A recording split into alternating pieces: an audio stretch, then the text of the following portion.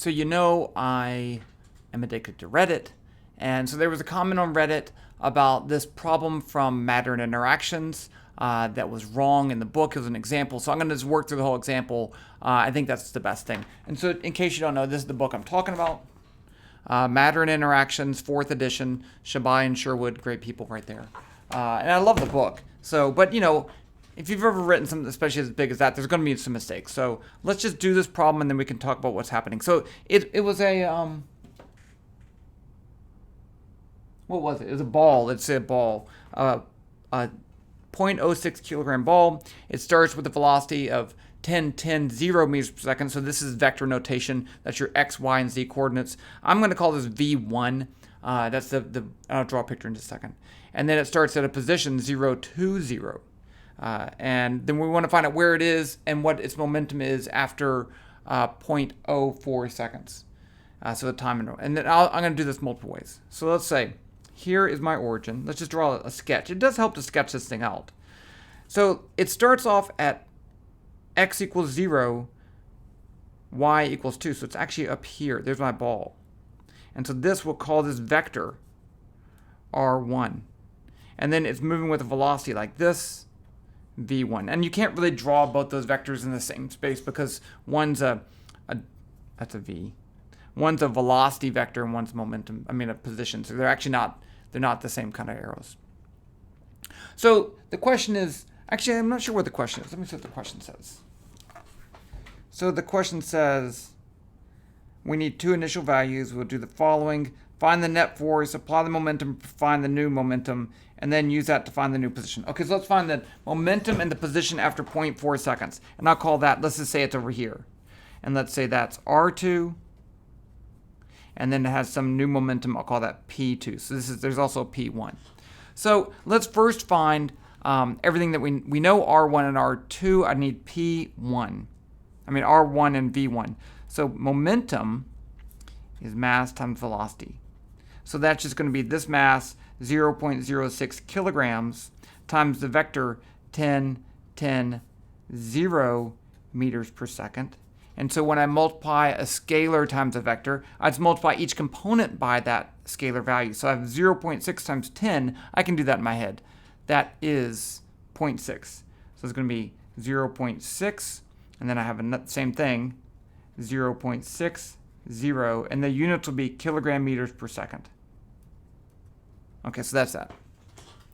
Now, I want to find the momentum after some time interval delta t. So that would be using the momentum principle. So the momentum principle says that the net force on an object is equal to the change in momentum with respect to time. So if I write that out, I could put this as P2 minus P1, all of that over delta t. Now if I multiply both sides by delta t, I get P2 minus P1 equals F net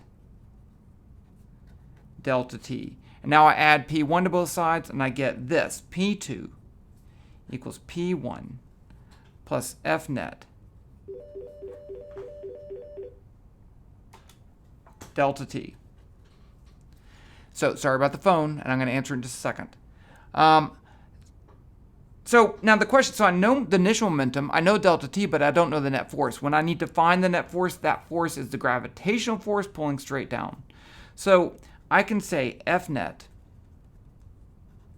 equals mg, where g is equal to the vector. That's the gravitational field. It has a vector 0, negative 9.8, 0 newtons per kilogram. So if I multiply this by the mass, I get the net force. So I'm going to do that, but I'm going to do that all in one step. So I have everything I need to get that final momentum. I'm not going to put in the numbers because I'm going to do that in just a second. I'll write it out. P2 is P1. I'll go ahead and write that as this, 0.6, 0.60 plus the gravitational force, which is going to be 0.06 kilograms, times the vector 0, negative 9.8, 0, and all of that times delta t of 0.4.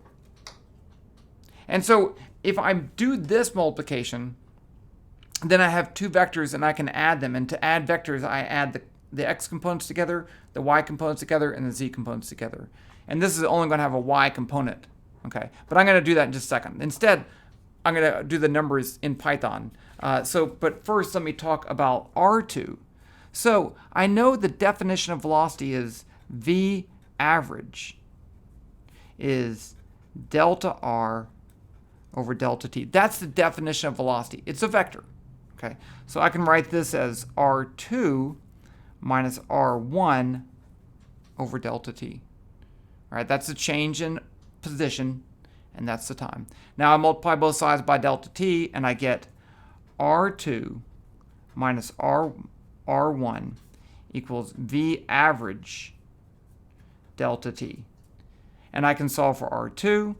r2 equals r1 plus v average delta t. Now, I could find v average. I could find v average as this.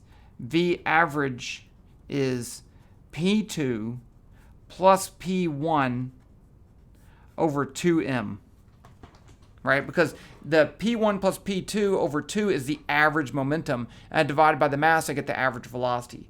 However, this is approximately equal to P2 over m. If the momentum doesn't change that much, and in 0.4 seconds, it doesn't change that much. I mean, it does change, okay? But we can use this approximation. So now I can say R2 is going to be R1 plus P2 over m delta t. Now I can put in everything I know.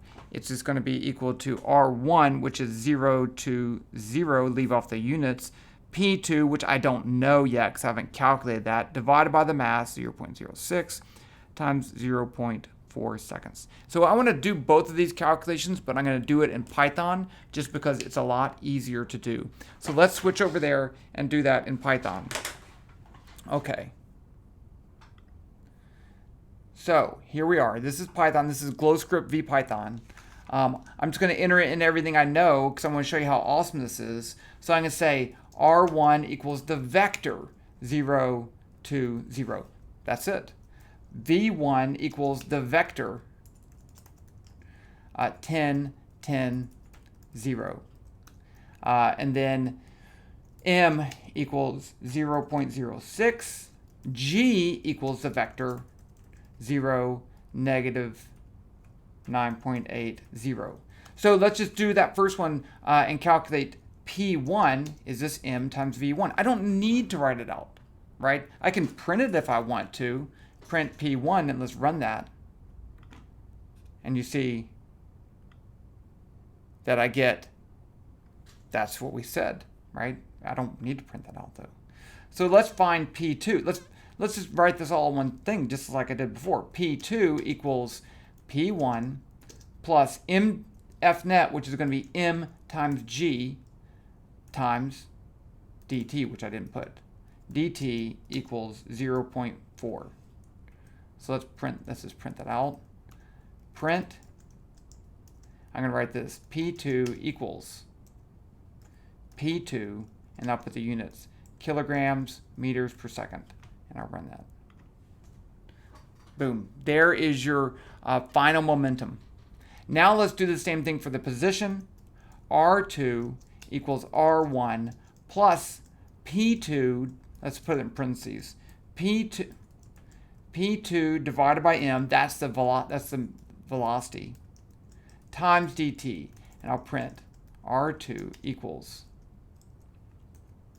R2 meters. And if you look at the book, that's where the book has that wrong answer. But you can do that in a calculator. You can do that manually by multiplying just the x's and just the y's. I like Python because it has built-in vectors in there. So there you go. That's the answer. And this sets up, you can see what this sets up. I could keep doing this every 0.4 seconds, and I can make a program to do it and plot the motion for the whole thing. But I'm going to stop there, and I'll do that as another problem later, and I will talk to you later.